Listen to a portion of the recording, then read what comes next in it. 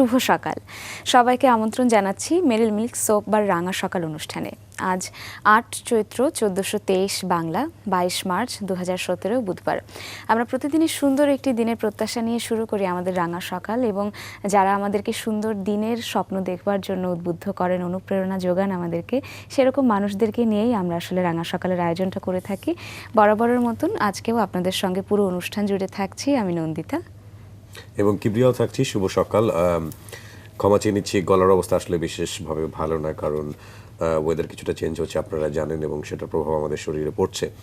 যাই হোক, রাঙা সকাল মাছরাঙা টেলিভিশনের একেবারে শুরুর দিন থেকে অনুষ্ঠান, এবং এই অনুষ্ঠান মানেই হচ্ছে সফল মানুষদের জীবন গাথা। আমরা এখানে যাদেরকে নিয়ে আসি তারা প্রত্যেকেই কোনো না কোনোভাবে তাদের জায়গাতে সফল মানুষ।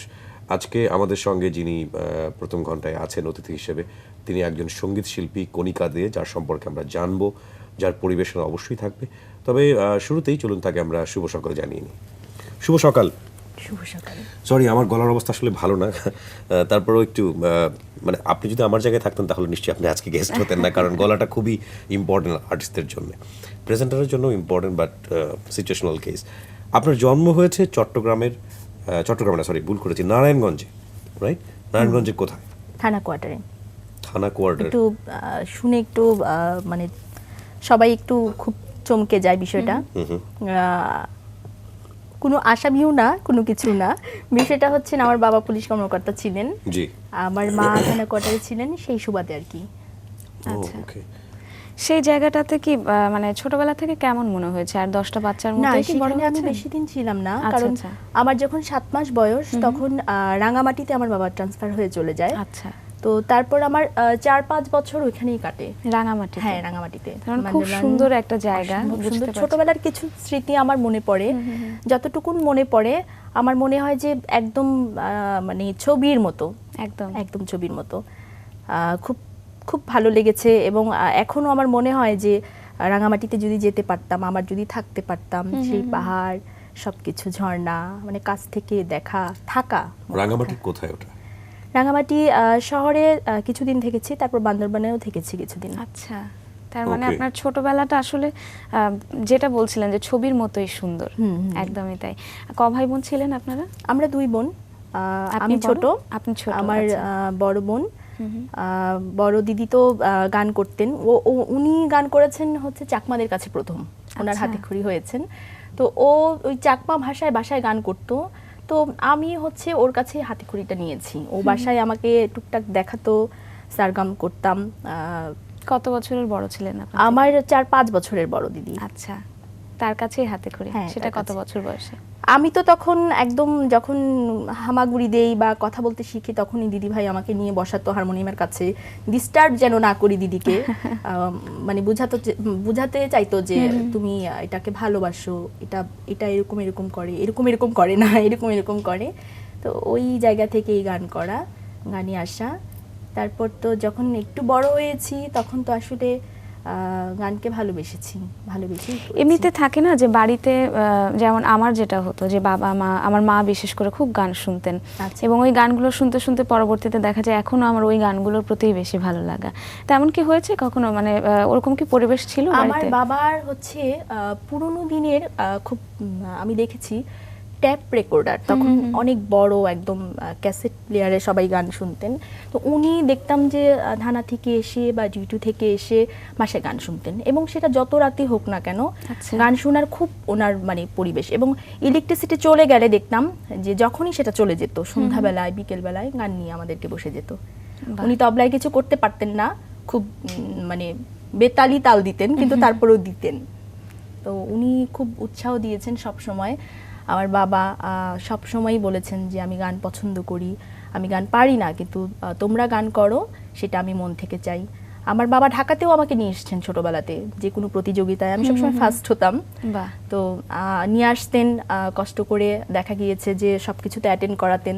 ওই জায়গা থেকেই আসলে মানে খুব সম্পৃক্ত হয়ে গিয়েছি। আর যখন আরেকটু বড় হলাম তখন আমি ছায়ানট আর উদিচির সাথে তো কাপাসিয়াতে যখন ছিলাম, কাপাসিয়াতে আমি অনেক বছর থেকেছি। আচ্ছা। কাপাসিয়াতে যখন ছিলাম তখন কাপাসিয়ার উদিচি সংগঠনের কয়েকজন ছিল, খুব মানে খুব শক্তভাবেই তারা খুব গান করতেন, ছায়ানট থেকে পাশ করা ছিলেন। নাহিদ ম্যাডাম ছিলেন, ওনার কাছে গান শিখতাম। উনি খুব সুশৃঙ্খলভাবে গান শেখাতেন। আচ্ছা। তো তারপর তো আমি ঢাকা চলে আসলাম 2004-এ 5-এর দিকে, মহানগর উদীচীর সাথে সম্পৃক্ত হলাম। তো এখানে এসে অনেকটা পেয়েছি। আমরা বড় হওয়ার গল্পটা তো নিশ্চয়ই শুনবো, তবে তার আগে আরো কিছুক্ষণ একটু ছোটবেলায় থাকতে চাই, ছোটবেলার হ্যাঁ, গান নিয়ে অবশ্যই। থাকতে চাই। এই গল্পে ফিরবো আবারও, তবে একটা বিরতির সময় হয়েছে, আমরা একটা বিরতি থেকে ফিরি। দর্শক, আমরা একটা বিরতি নিচ্ছি, সাথেই থাকুন।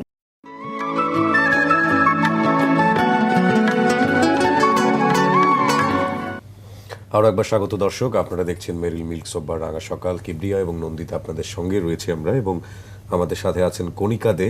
আমরা কথা না বাড়িয়ে তার কাছে আবারও ফিরছি। জি, কিন্তু রবীন্দ্রনাথের গানের প্রতি এই যে ভালো লাগাটা বা রবীন্দ্রসঙ্গীতের শিল্পী হয়ে ওঠা, এই সিদ্ধান্তটা আসলে কার ছিল? এটা আসলে যখন আমি একটু বড় হই, রবীন্দ্রনাথের গানগুলি শুনি, তখন আমাকে দিদি ভাই, নাহিদ ম্যাডাম, আরও আমার একটা ফ্রেন্ড ছিল মহুয়া মঞ্জুরি সুনন্দা, ও খুব ভালো গান করতেন। ও আমাকে সবসময় বোঝাতো, বলতো যে খুব বাণী প্রধান, রবি ঠাকুরের কথাগুলি বুঝে বুঝে করো, তুমি আসলে এটা আগে আবৃত্তি করো, তারপর তুমি গানটা সুরে সুরে করো। তো এইভাবেই দেখা গিয়েছে আমার খুব একটা ফ্যাসিনেশন হোক, ইনফ্যাসিনেশন হোক, যেটাই হোক, আমার খুব কাজ করতো যে রবি ঠাকুরের গানকে আমি আসলে লালন করতে না পারি, আমি ধারণ করার চেষ্টা করতাম। তো সেই জায়গা থেকেই ছায়ানটে ইচ্ছা যে আমি রবীন্দ্রসঙ্গীতে অ্যাডমিশন টেস্ট দিব, এবং যথারীতি ভালো করলাম, ভর্তিও হয়ে গেলাম। তারপর হাঁটি হাঁটি পা পা করে শেষ করলাম। ছায়ানটে ভর্তি হলেন আপনি কত বছর বয়সে? আমি ছায়ানটে ভর্তি হয়েছি, আমি ইন্টারমিডিয়েট পাশ করেছি 2007-এ আচ্ছা, ভর্তি হয়েছি। এমনিতে আপনার নামটা যখন আমি দেখলাম আজকে, কণিকা দে, এবং দেখলাম যে রবীন্দ্রসঙ্গীত করেন, মানে প্রথমেই আমার মনে হলো মানে কণিকা দে নাকি কণিকা বন্দ্যোপাধ্যায়ের কথা মনে হলো আমার একেবারে প্রথমেই। তো বাবা মা যখন নাম রেখেছিলেন তখন কি এরকম কোনো পরিকল্পনা ছিল যে মেয়ে না, রবীন্দ্রসঙ্গীত এরকম গাইবে? কোনো পরিকল্পনা ছিল না আসলে। আচ্ছা। খুব, কণিকা নামের অর্থ তো ক্ষুদ্র, খুব ক্ষুদ্র পরিসরেই আমার বিচরণ। আমার মনে হয়েছে আমার বাবা ওই জায়গা থেকেই রেখেছে যে সব জায়গাতেই একটু ক্ষুদ্র পরিসরে যেন থাকতে পারি। আমার বাবা আমাকে ছোটবেলায় এই কথাটা বলেছিলেন, আমার এখনো মনে আছে, যে তুমি সব জায়গায় বিচরণ করবে ক্ষুদ্র পরিসরে। তো আমরা গল্পে ফিরবো আবারও, তবে আপনার সম্বন্ধে কিছু তথ্য আমরা একটু জানি, সেগুলো দর্শকদের জানিয়ে দিতে চাই, তারপর আবারও ফিরছি। দর্শক, আজ আমাদের সঙ্গে রয়েছেন সঙ্গীত শিল্পী কণিকা দে। তিনি সঙ্গীত চর্চা করছেন ছোটবেলা থেকে, সঙ্গীতে হাতে খড়ি বড় বোন লিপিকা দের কাছে। উদীচীতে মাহমুদ সেলিমের কাছে তালিম নিয়েছেন দীর্ঘ সময়। ছায়ানট থেকে রবীন্দ্রসঙ্গীতে 6 বছরের সার্টিফিকেট কোর্স সম্পন্ন করেছেন। সেখানে তালিম নিয়েছেন লাইসা আহমেদ লিসা, মিতা হক, অনুপ বড়ুয়ার প্রমুখের কাছে। রবীন্দ্রসঙ্গীতের পাশাপাশি লোক, আধুনিক ও গণসঙ্গীত পরিবেশন করে থাকেন তিনি। গণসঙ্গীত শিল্পী হিসেবে তালিকাভুক্ত রয়েছেন বাংলাদেশ বেতার ও টেলিভিশনে। গণমানুষের গান শিরোনামে একটি মিশ্র অ্যালবাম প্রকাশিত হয়েছে তার। দর্শক, আমরা আবারও ফিরছি আমাদের আজকের অতিথির কাছে। এবারে ছোটবেলার প্রসঙ্গে তো আমরা ছিলাম, আর একটু আসতে চাই, ছোটবেলায় পড়াশোনায় কেমন ছিলেন? আমি পড়াশোনায় আসলে ভালো ছিলাম। আচ্ছা, মানে একটা বিষয় আছে যে শিক্ষকরা হয়তো সবসময় একটু বেশি মনোযোগী থাকেন যারা গান করেন তাদের দিকে, যে গান তো করছে কিন্তু পড়াশোনাটা ঠিকঠাক মতো করছে কিনা, এরকম মনোযোগ পেয়েছেন নিশ্চয়ই স্কুল কলেজে? হ্যাঁ, সবসময় পেয়েছি। সেটা স্কুলে তো অবশ্যই পেয়েছি, কোনো প্রোগ্রামে, কোনো বার্ষিক প্রতিযোগিতায়, সব কিছুতেই আমার টিচাররা সবসময় আমার নাম দিতেন, এবং আমি সেখানে যথারীতি আমার, কিংবা হয়তো একটু অন্যরকম সমাদর পাওয়া যায় সব জায়গায়, পাওয়া যায়, ভালোবাসাটা আসলে পাওয়া হয়ে যায় ওইভাবেই। আর সবচেয়ে আমার একটা জিনিস খুব মনে পড়ে এবং মনে রাখার মতো, আমি যখন অনার্স ফাইনাল পরীক্ষা দিতে যাই ভাইভাতে, তো তখন আমাকে আমার এক্সটার্নাল টিচাররা আমাকে দেখেই বলে যে হচ্ছে চেনা চেনা লাগছে, গান করো নিশ্চয়ই। তা আমি বললাম যে জি ম্যাম, গান করি। তো বলে গান শোনাও। ননস্টপ ওনাদেরকে 4টা-5টা করে গান শোনালাম। আমি তো ভাবলাম যে এই বেঁচেছি, এবার আমাকে আর কিছু জিজ্ঞাসা করবে না। তো তারপর শুরু হলো আমার পাঠ্য বিষয়গুলির জায়গা থেকে আমাকে প্রশ্ন করা। তারপর আমাকে আরো বেশি সময় রেখে দিয়েছিল। তারপর মনে হলো যে বের হয়ে যে আসলে এটার আসলে একটা অনেক ভালোবাসাও পেয়ে যাই, আবার এক্সট্রা একটু কনসেন্ট্রেশন আমার দিকে পড়ে অনেক সময়, কিন্তু অনেক মনে হয় যে এটা না হলেও মনে হয় ভালো হতো, এই আর কি। বেশ, সঙ্গীত চর্চা করছেন ছোটবেলা থেকেই, রবীন্দ্রসঙ্গীতের প্রতি ভালো লাগার কথা বললেন, কিন্তু তারপর একটা থাকে না, বয়সের ব্যাপার তো থাকেই, হয়তো রবীন্দ্রনাথের যে গানের কথা সেটা বোঝার মতন বয়স বা সবসময় তো ওভাবে বোঝা যায় না, বুঝে ভালোবাসতে শুরু করলেন কবে থেকে? আমি ইন্টারমিডিয়েটের পর থেকে আসলে একটু বুঝে বুঝে গাওয়ার চেষ্টা করেছি। আর তার আগে যা যা করেছি মানে হয়েছে না বুঝে করেছি, কিন্তু ভালো করেছি। কিন্তু বুঝে করতে গেলেই একটা জিনিস যেটা হয় যে ভয় ভীতিটা খুব কাজ করে, যে আমার এটা হচ্ছে কি হচ্ছে না, আমার নোটেশনটা মেনটেন করতে পারছি কিনা আমি। আসলে রবি ঠাকুরের গান তো আসলে ওইভাবে আমরা করতে পারি কিনা জানি না, আমরা চেষ্টা করি সবাই। হ্যাঁ, আমরা আমাদের যারা মানে বয়োজ্যেষ্ঠ সিনিয়র যারা আমাদেরকে করিয়েছেন তাদেরকে আমরা অনুকরণ কখনোই করতে চাইনি, আমরা চেষ্টা করেছি তাদেরকে অনুসরণ করার জন্য। তো সেই বিষয় থেকে এখনো চেষ্টা করি। আমি প্রিয়াঙ্কা গোপের কাছেও অনেকদিন করেছি ক্লাসিক্যাল, তো উনি ছায়ানটের টিচার। তো ওনাকে, মিতা আপাকে, লিসা আপাকে আমরা সবসময় ওনাদের পথটাকে চেষ্টা করি যে ওই পথটাকে অনুসরণ করার জন্য। বেশ, আমরা গল্পে আবারও ফিরবো, তবে আরেকটা বিরতির সময় হয়েছে, বিরতি থেকে ফিরে। দর্শক সাথেই থাকুন।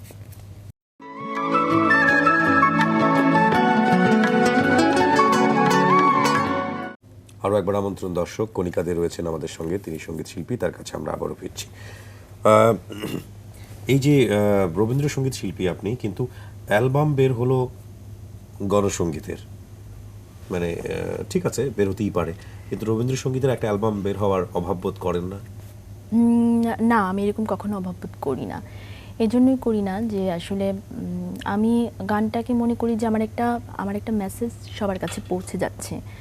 তো ভালো অ্যালবাম করব, ভালো কিছু করব, হোক না একটু সময় নেওয়ার বিষয়টা, যেটা যে আমি আসলে আমার এই গণসঙ্গীত দিয়ে আমার যে কথাগুলি, আমার যে মেসেজ সবার কাছে পৌঁছানো, যে আমার শ্রমিক পর্যায়ের লোক থেকে ধরে আমার একদম উচ্চ পর্যায়ের সবার গণমানুষের যে কথা বলার যে বিষয়টা, আমার কাছে মনে হয়েছে এটার একটা তাৎপর্য আছে। আর গণমানুষের অ্যালবামটায় যে কাজ করেছি, এটা কিন্তু সুজয় শ্যামদা আমাদের স্বাধীন বাংলা বেতার কেন্দ্রের, উনি এটার হচ্ছে মিউজিক ডিরেকশনে ছিলেন। তো দাদা কিন্তু খুব ছেটে বেছে খুব বিচার বিশ্লেষণ করে সবাইকে নেয়। আমরা 1 বছর ধরে কাজটা করেছি। 1 বছরেও দাদা কিন্তু আমাদেরকে বলেছে যে এত তাড়াহুড়া করে কাজটা করলাম, মানে কি যে হলো জানি না। এবং আমাদের এই কাজের সময় দেখা গিয়েছে যে উপমহাদেশ থেকে মৌসুমী ভূমিক এসেছিলেন আমাদের কাজকে দেখার জন্য। আমাদের অ্যালবামের যখন মোড়ক উন্মোচন হলো, তখনও দেখা গিয়েছে যে আমরা ঠিকভাবে গাইছি কিনা, বা আমাদের সেটা গণসঙ্গীত হচ্ছে কিনা, বা মেসেজটা আমরা ঠিকভাবে পৌঁছাতে পারছি কিনা, সেই বিষয়গুলি আমাদেরকে ট্রেনিং দেওয়া হয়েছে। আচ্ছা, কলকাতা কয়ার আমাদেরকে ট্রেনিং দিয়েছে। তো 1 বছরের অভিজ্ঞতা আসলে অনেকের কাছেই শিখেছি। সহশিল্পী হিসেবে কারা কারা ছিলেন আপনার সঙ্গে? ছিলেন এম ই মমিন ছিলেন, মিতু কর্মকার ছিলেন, সবাই খুব ভালো গান করেন। 10 জন ছিলেন, 10 জনই খুব ভালো পর্যায়ে আছেন, ভালো গান করেন, মানে ওদের গান সবাই শুনে এবং গ্রহণযোগ্যতা আছে। আর আপনাদেরকে যারা শেখালেন, প্রশিক্ষক হিসেবে যারা ছিলেন? সুজয় শ্যামদা তো ছিলেন, তারপর আমাদের সাথে হাবিবুল আলম ছিলেন, সেলিম ভাই ছিলেন, মাহমুদ সেলিম। সেলিম ভাই তো আমাদের আসলে অহংকার, এবার 21 পদক পেলেন। আর হচ্ছে শেখ সাদি খান ছিলেন। আর আমাদেরকে ট্রেনিং দেওয়ার জন্য উপমহাদেশ থেকে প্রতুল মুখোপাধ্যায়, ওনার কাছেও আমরা শিখেছি যে আসলে কিভাবে গান করতে হয়, ড্রয়িংটা বা বিষয়গুলি মাথায় কিভাবে মানে ঢুকাতে হয়, তারপর সেটাকে আমি আমার কণ্ঠে নিয়ে এসে সবার কাছে পৌঁছাবো, সেই বিষয়গুলি আসলে অনেক অনেক বোঝার, অনেক জানার। কবে নাগাদ শুরু হলো এই প্রস্তুতিটা? আমাদের এটা শুরু হয়েছে 2008-এ, শেষ হয়েছিল 10-এর ফার্স্টের দিকে, অনেকদিন সময় লেগেছে এই আর কি। তো রবীন্দ্রসঙ্গীত তো করছিলেন এইচএসসির পরে, যেটা বললেন যে আপনি ভর্তি হলেন ছায়ানটে, তারপর গণসঙ্গীতে আসা কিভাবে? গণসঙ্গীত তো আসলে আমি ছোটবেলা থেকেই উদীচীর সাথে যুক্ত। তো উদীচী আসলে গণমানুষের গান তো করে, সবসময় করে, তো সেখান থেকেই আসলে গণসঙ্গীতে কাজ করা, গণমানুষের গান করা সেইভাবে। আর আমার ফ্যামিলি হচ্ছে রবীন্দ্রসঙ্গীতটাকে খুব বেশি চেষ্টা করেছে আমার ভিতরে ঢোকানোর জন্য, ভালোবাসে। আর সেই জায়গা থেকে রবীন্দ্রসঙ্গীত গণসঙ্গীতকেও আমি অনেক বেশি ভালোবাসি, রবীন্দ্রসঙ্গীতকেও আমি অনেক ভালোবাসি, আমি চেষ্টা করি। ধরুন আপনি গণসঙ্গীতও গাইলেন না কিংবা রবীন্দ্রসঙ্গীত শিল্পীও হলেন না, কিন্তু আপনার হাতে আরেকটা বেটার অপশন যদি চুজ করতে বলা হয়, তাহলে আপনি কোন জনরা বেছে নিতেন গানের জন্য? কোন ধরনের গান করতেন? আমি আধুনিক গান করতাম, তাহলে আচ্ছা, আধুনিক গান করতাম, ফোক গান করতাম। আমার কাছে মনে হয় যে ফোক গান আসলে ভিন্ন স্বাদের, ভিন্ন একটা আঙ্গিকের গান। আমার কাছে মনে হয় যে ফোক গান করা আসলে সবার কণ্ঠে আসলে ফোক ধারণ করতে পারে না। ফোক গান করতাম তাহলে। আমরা ট্রাই করেন বাসায় মাঝে মাঝে? হ্যাঁ, করা হয়। ওকে। এমনিতে গান, কোন ধরনের গান সব থেকে বেশি শোনা হয়?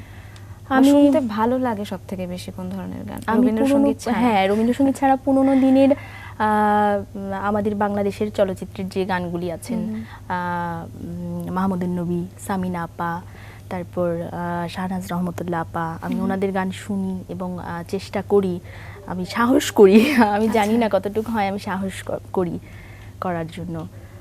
সাবিনা ইয়াসমিন আপা, নুনালাল আপা। একটা জিনিস হয় না অনেক সময়, যারা গান করেন তাদের শিল্পীদের মধ্যে, যে ছোটবেলা থেকে একজনের গান শুনছেন বা একজনের প্রতি খুব ফ্যাসিনেশন তৈরি হলো, ভালো লাগা তৈরি হলো একজন শিল্পীর প্রতি তার গান শুনে, অনেক সময় দেখা যায় যে গাইতে গিয়ে মনের অজান্তে ওনার মতন হয়তো অনেকটা চলে আসছে গায়কী ভঙ্গিটা, এরকম হয়েছে কখনো? না, এরকম কখনো হয়নি। আমি আমার কণ্ঠেই চেষ্টা করি আমার গান করার জন্য, আমার ওরকম কখনো হয়নি।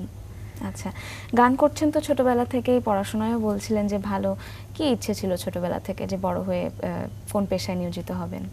আমার একদম খুব ইচ্ছা ছিল পুলিশ হব। আচ্ছা, এখন হচ্ছে তারপর বাবাকে দেখে? হ্যাঁ, বাবাকে দেখে, আর খুব খুব ইচ্ছা জাগতো। তারপর হচ্ছে একটু বড় হওয়ার পর আমি এই অঙ্গনে আসার পর আমার কাছে মনে হলো যে আমার সাথে একদম যায় না পুলিশ ক্যারেক্টারটা। কিন্তু কেন আমার মনে বাবা হলো? এখনো আমাকে প্রতিনিয়ত বলেন যে আমি তোমাকে পুলিশ অফিসার দেখতে চাই। এখনো প্রতিনিয়ত উনি ভাবেন যে আমি পুলিশ অফিসার নিজের কাছে হব। কেন মনে হলো যে এই ব্যাপারটা আমার সঙ্গে যায় আমার না? কাছে মনে হয়েছে এটা আসলে দায়িত্ব বিষয়টা, এবং সবাইকে রক্ষা করা, দেশটাকে রক্ষা করা, এই প্রেক্ষাপটটাকে ধারণ করা অনেক বেশি গুরু দায়িত্ব। আমার মনে হয়েছে যে আমি কি এটা পারবো, আচ্ছা, এই জন্যই। বেশ, আমরা গল্পে ছিলাম, গল্পে আবারও ফিরবো, তবে এখন বোধহয় মাছরাঙা সংবাদ জানবার সময় হয়েছে, আমরা একটু সংবাদটা জেনে রাইট, আসি। আমরা আমাদের দর্শকদের একটি সুখবরও দিতে চাই। শিল্পীকে বসিয়ে রেখে কথা বলা অনেকের জন্যই সেটা কিছুটা হলেও কষ্টসাধ্য সহ্য করা, কারণ তার কাছ থেকে আমরা গানই বেশি শুনতে চাইবো।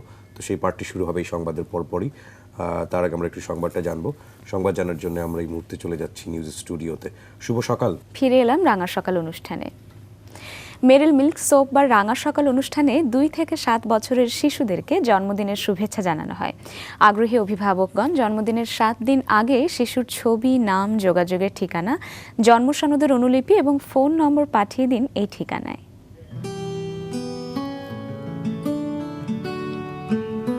প্রযোজক রাঙা সকাল, মাছরাঙা টেলিভিশন, 2 বীরুত্তম জিয়াউর রহমান রোড, বনানী, ঢাকা 1213। আমাদের ইমেইল করতে পারেন rangasokal rangasakal@matsranga.tv এই ঠিকানায়। দর্শক, আমাদের সঙ্গে এতক্ষণ জেনেছিলেন কণিকা দে, রবীন্দ্রসঙ্গীত শিল্পী। তার কাছ থেকে আমরা এখন গান শুনবো। চলুন আমরা তার কাছে ফিরি। আমরা গানে চলে যাই। প্রথমে কোন গানটা দিয়ে শুরু করছি আমরা? প্রথমে আমি একটি দেশ গান করছি, যেহেতু স্বাধীনতার মাস, আমি একটি দেশ গান দিয়ে শুরু করছি। নিশ্চয়ই, শুনি।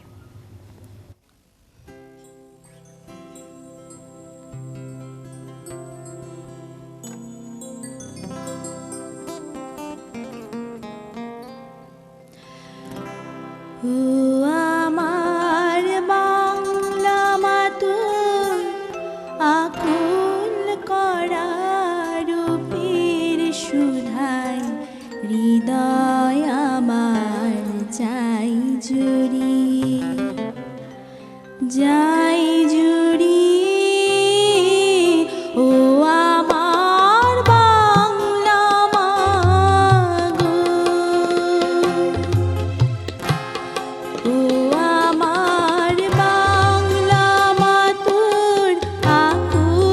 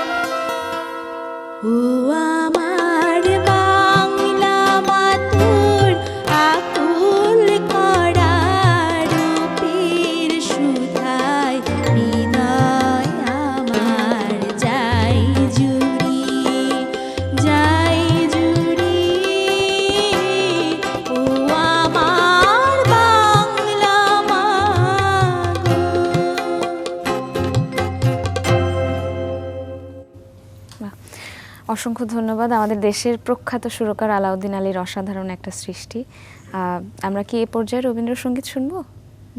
হ্যাঁ, একটা রবীন্দ্রসঙ্গীত করছি প্রেম পর্যায়ের। জি।